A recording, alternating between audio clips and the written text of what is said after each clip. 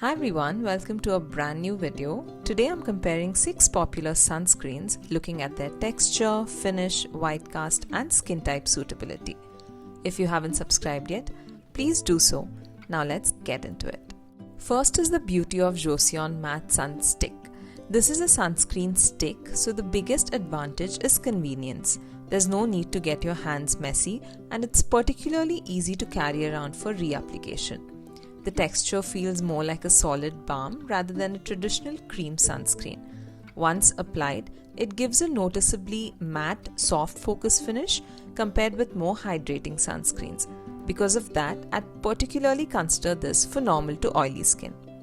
It also works really well as an on-the-go re-application option, and I personally prefer using it for that.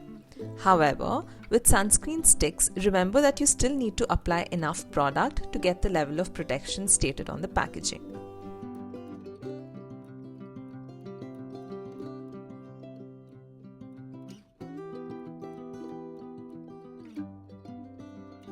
Next is the Neutrogena Ultra Sheer. I've personally been using this for years now and it's one I keep coming back to.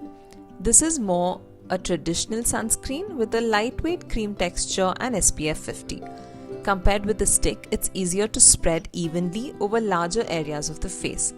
The finish is relatively light and natural, making it a straightforward everyday sunscreen. If you prefer something familiar and easy to apply without specifically wanting a very matte or very glowy finish, this is the one to consider. I personally just love how smoothly it blends into my skin. It's also a great option if you want your sunscreen to feel like a natural part of your morning skincare routine rather than an additional step.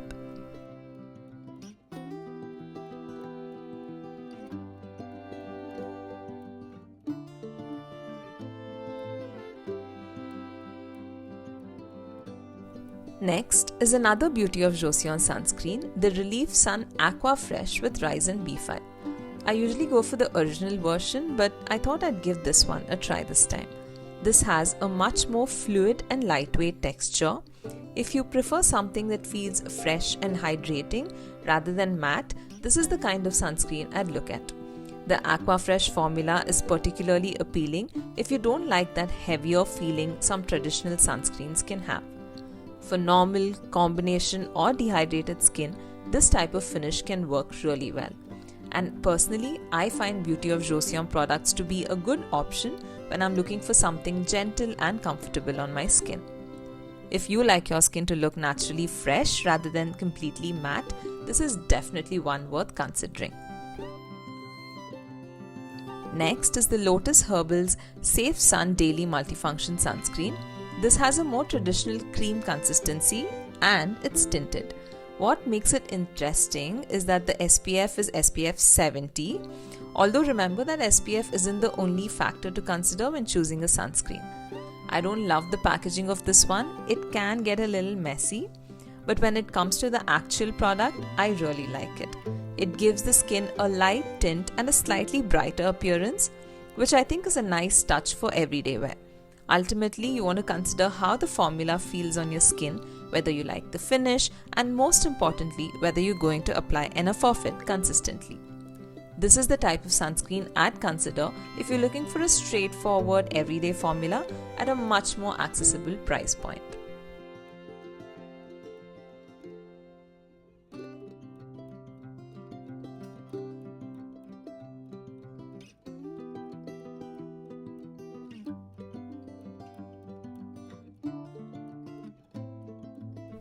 Now, we have something quite different, the Garnier Super UV Invisible Air Mist. This is a spray sunscreen and I really wanted to give this one a shot. It's designed for reapplication and can be used over makeup, which makes it particularly interesting if you don't want to disturb your makeup during the day. The mist format also makes it very different from the cream sunscreens we've looked at so far. However, with any spray sunscreen, application is important. You want to make sure you're using enough product and covering the skin evenly rather than relying on just a quick mist.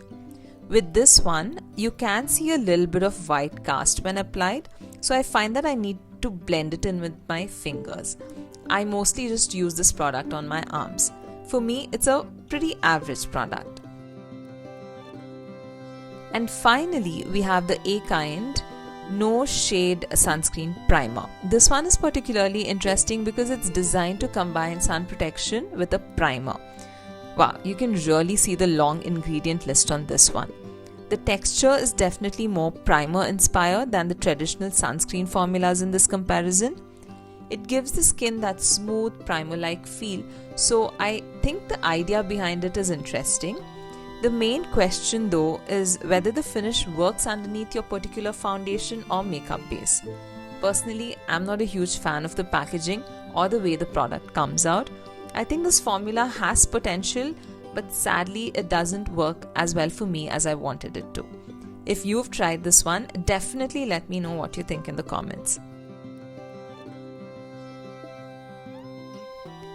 Remember, the best sunscreen isn't necessarily the one with the highest SPF or the most expensive formula.